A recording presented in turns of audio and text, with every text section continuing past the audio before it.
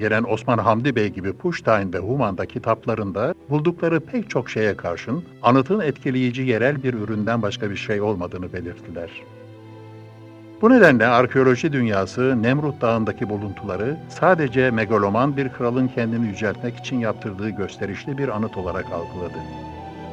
Bu yüzden 2000 yıl sonra yakalanmış olan bu uyanış şansı bir kez daha yerini derin bir uykuya bıraktı. Ta ki New Yorklu bir kadın arkeolog, Nemrut Dağı hakkında daha söylenecek çok şey olduğuna karar verene kadar.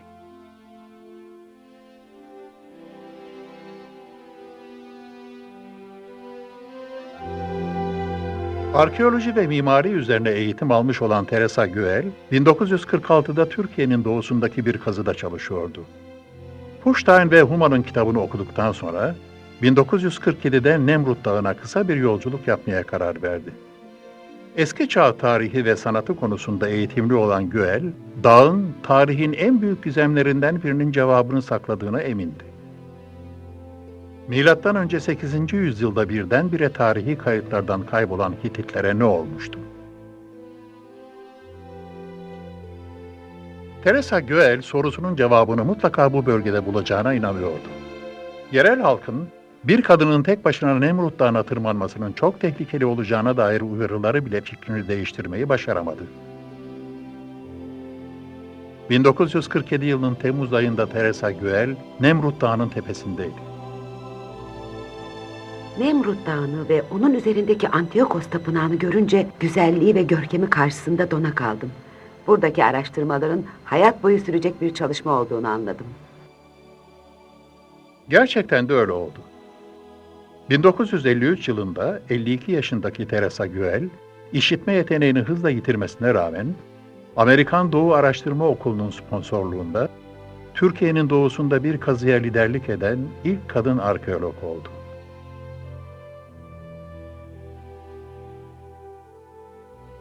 Teresa Güell was about in her mid-50s. Teresa Güell o yıllarda 50 yaşlarındaydı. Kendine özgü bir insandı ve diğer insanlara karşı sıcak bir yaklaşımı vardı. Bu yüzden olsa gerek, bölge halkı tarafından çok seviliyordu. Bunu hemen anlamıştım. Freya Stark ve Lady Esther Stanhope gibi değişik coğrafyalarda keşif yapan harika kadınlardan biriydi. Bölge halkının dışında Nemrut Dağı'na çıkmış olan ilk kadındı.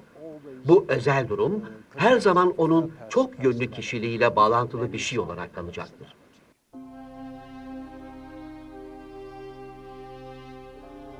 Teresa Güell ile birlikte çalışan Alman Friedrich Karl Dörner, saygın bir epigraf ve arkeologtu. Ortaklıklarından 2 yıl önce Dörner, Antiochos'un babası Mithradates Kallinicus'un Kahta çayı üzerindeki Arsamea'da bulunan mezar anıtını keşfetmişti. Profesör Dörner, Arsamea'da, Teresa Güell'de Nemrut Dağı'nda çalışmak için izin almıştı. Sonunda birlikte kazı yapmaya başladılar. Bence birlikte kazı yapma fikri ikisi için de iyi bir karardı. Çünkü Teresa Güell bir mimardı. Profesör Dörner ise bir epigraf ve eski çağ tarihçisiydi. Güell ona burada mimari konularda yardım etmişti. Profesör Dörner de Teresa Güell'e Nemrut Dağı'nın tepesindeki yazıtlarda yardım etti. Ekip hiç vakit kaybetmeden sonuçlar almaya başladı. İlk buluntu, doğu terasındaki kireç taşı yığınının altında gömülü olan Antiochos kafasıydı.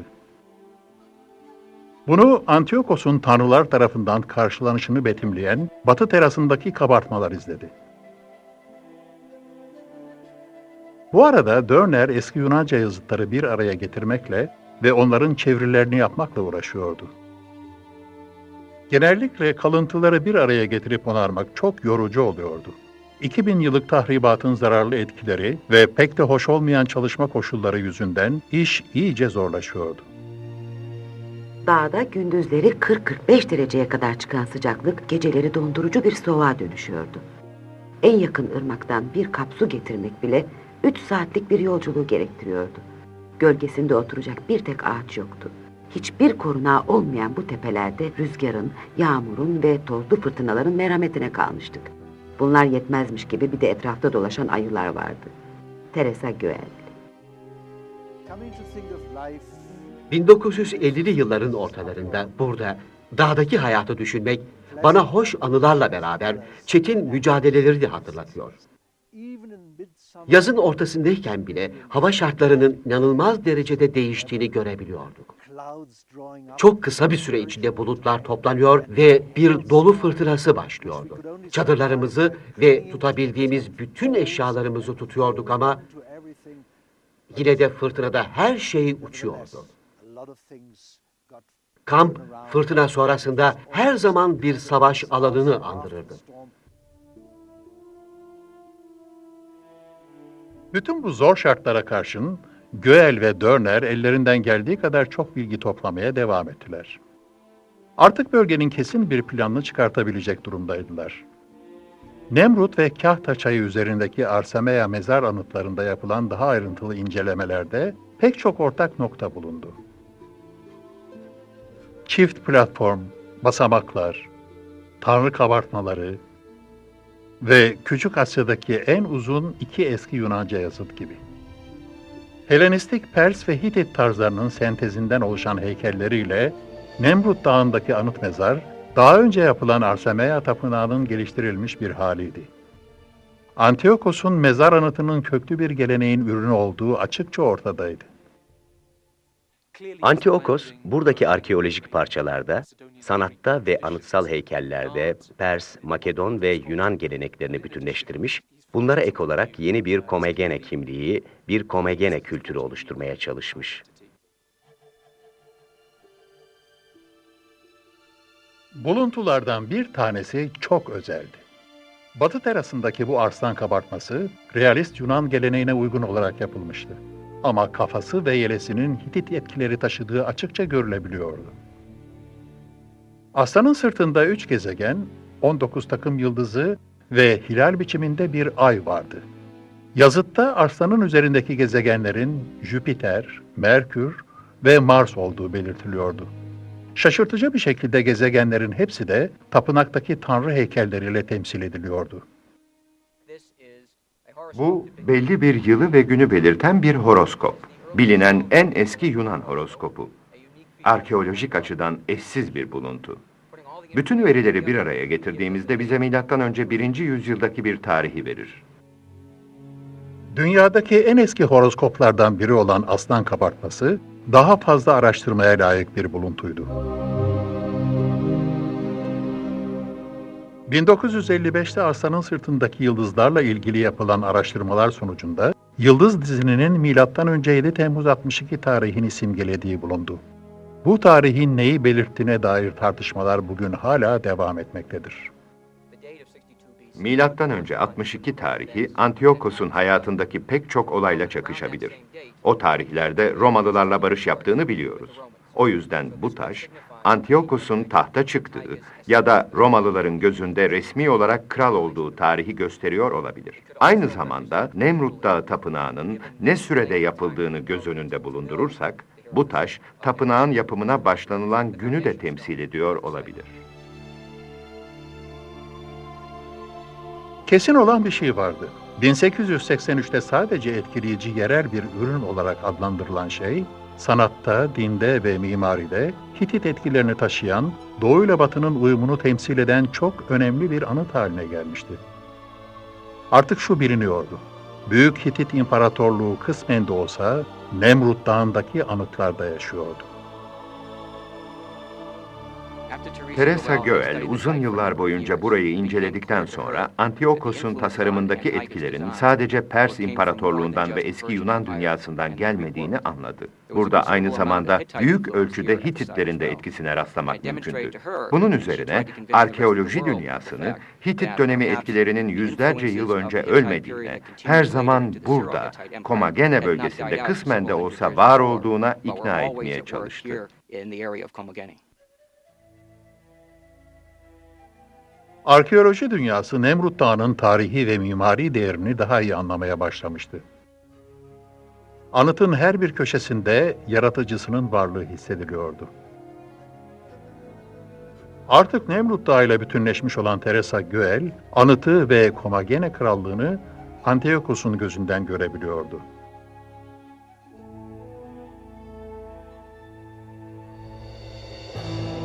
ata hükümdarlığını devraldığım zaman, dindarlığım nedeniyle tahtıma bağlı krallığı tüm tanrıların ortak yurdu yaptım. Onları kendi soyumun talihli köklerinin geldiği Pers ve Helenlerin eski usullerine göre çeşitli biçimlerde tasvir ettim.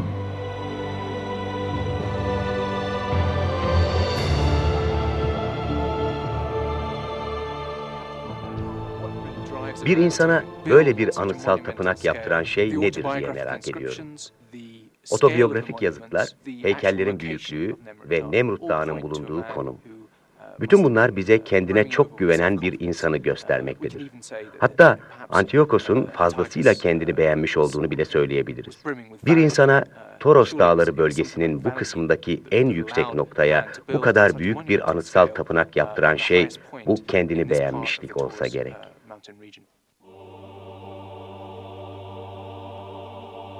Teresa Güell ve Dörner'i Nemrut Dağı'ndaki öncü çalışmaları sayesinde Antiochos ve Komagene hanedanlığı tarihin sisleri arasından çıkmaya hazırdı.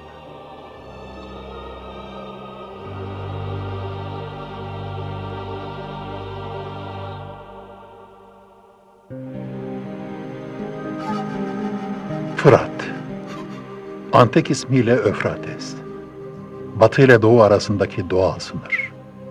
Binlerce yıl boyunca en büyük medeniyetlere ve en kanlı fetihlere şahitlik etti.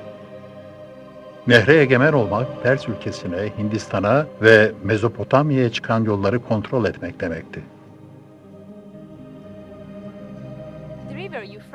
Fırat Nehri her zaman bu yöre için bir hayat kaynağı olmuştur. Bölgedeki tarım için Fırat'ın sağladığı su çok önemliydi. Başka faydaları da vardı.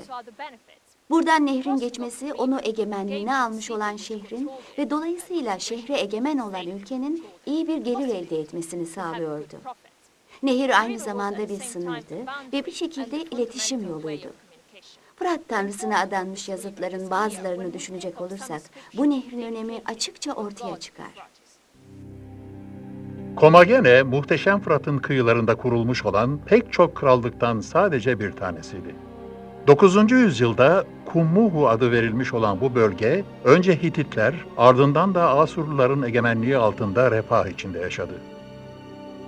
Bugün bu iki büyük medeniyetten kalma izlere antik atölye ve taş ocaklarında rastlamak mümkün. Bu bölgenin toprakları çok bereketliydi. Asıl gelir topraktan, ormandan, özellikle de sedir ormanlarından ve Fırat Nehri'nin batı yakasının kontrolünden geliyordu. Bu bir anlamda Anadolu ve Mezopotamya arasındaki trafiği de kontrol etmek demekti. Milattan önce 3. yüzyılda Büyük İskender Doğu-Batı sentezine dayalı bir imparatorluk hayal etmişti. Ama erken ölümü ve ihtiraslı generallerinin bu imparatorluğu paylaşması İskender'in hayallerini yok etti. Milattan önce 2. yüzyılda İskender'in generallerinden biri tarafından kurulmuş ve kurucusunun adını almış olan Selevkos İmparatorluğu büyük bir karışıklık içindeydi. Küçük beylikler ondan kopmak için savaşıyor ve bağımsızlıklarını ilan ediyordu. Küçük ama bereketli toprakları olan Komagene bunların arasındaydı. Ptolemaeus adında yerel bir vali, Milattan önce 163'te Komagene'nin bağımsızlığını ilan etti. Oğlu Samos babasından devraldığı krallığı sağlamlaştırdı. Samos, sahip olduğu demir madenleri, Helen ve Pers dünyalarının kavşağındaki konumu ve Fırat Nehri'nin kontrolüyle Komagene'nin küçüklüğünden beklenilmeyen stratejik bir önemi olduğunu kısa zamanda fark etti.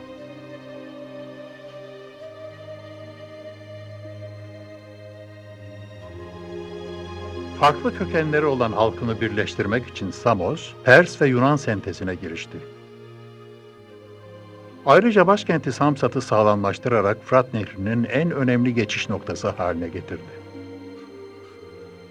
Onun başarıları ve mirası, gömüldüğü sanılan Gerger'deki 5 metrelik kaya kabartmasında hala yaşamaktadır.